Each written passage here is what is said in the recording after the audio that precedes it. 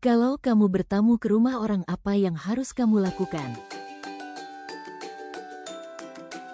Nah, sebagai warga yang baik, kalau kita bertamu ke rumah orang, kita harus mengucapkan salam terlebih dahulu.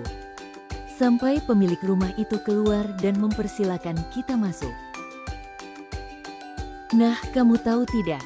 Mengucapkan salam sebelum masuk ke rumah orang itu merupakan salah satu contoh dari norma. Kira-kira norma itu apa ya? Kemudian, apakah norma itu penting untuk kita? Langsung saja kita bahas, let's go!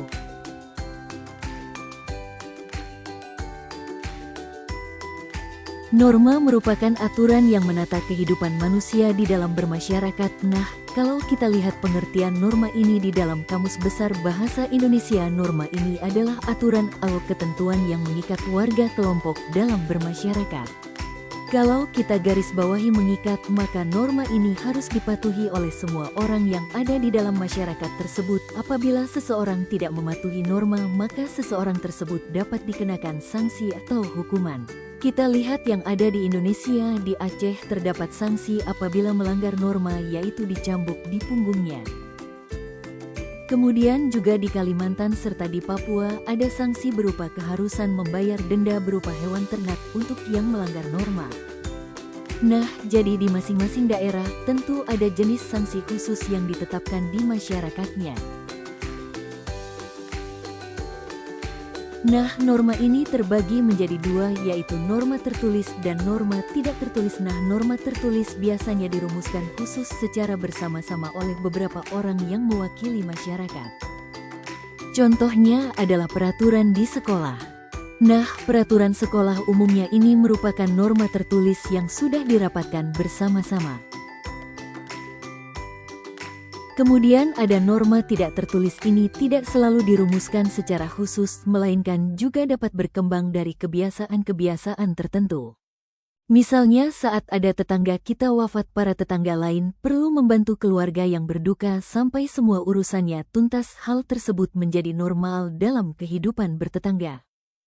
Jadi seperti itu, seberapa penting sih norma untuk kehidupan kita? Nah, jadi norma ini memiliki nilai yang sangat penting yang perlu diperhatikan. Yang pertama, norma ini bisa menciptakan ketertiban dan keamanan bersama.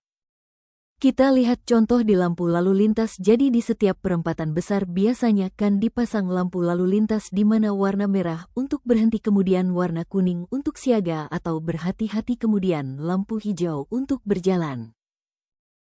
Coba deh kamu bayangkan kalau di Indonesia ini tanpa lampu lalu lintas, maka jalan bisa kacau dan dapat mengakibatkan tabrakan kendaraan. Selanjutnya bisa mencegah benturan kepentingan antar warga. Kemudian norma ini bisa membentuk akhlak dan karakter manusia. Kemudian mewujudkan keadilan dalam kehidupan bermasyarakat, berbangsa dan bernegara. Itulah beberapa contoh dari pentingnya nilai norma di dalam bermasyarakat. Jadi dengan adanya pengaturan dengan norma, maka setiap orang akan mendapatkan manfaat yang sama atas peraturan tersebut. Itulah yang melahirkan keadilan bagi semua orang yang ada di masyarakat. Ini sejalan dengan sil keadilan bagi seluruh rakyat Indonesia. Jenis-jenis norma. Secara umum norma ini dikelompokkan menjadi 4 jenis. Yang pertama ada norma agama. Norma agama ini adalah kaidah atau aturan yang bersumber pada hukum agama atau kitab suci yang berasal dari Tuhan Yang Maha Esa. Yang kedua ada norma susila. Norma ini berasal dari hati nurani manusia, di mana norma kesusilaan ini mengajarkan kita untuk selalu berbuat baik sesuai dengan kata hati. Kemudian ada norma sosial. Norma sosial atau kesopanan ini bersumber dari tata krama atau kebiasaan masyarakat, di mana norma ini bersifat lokal.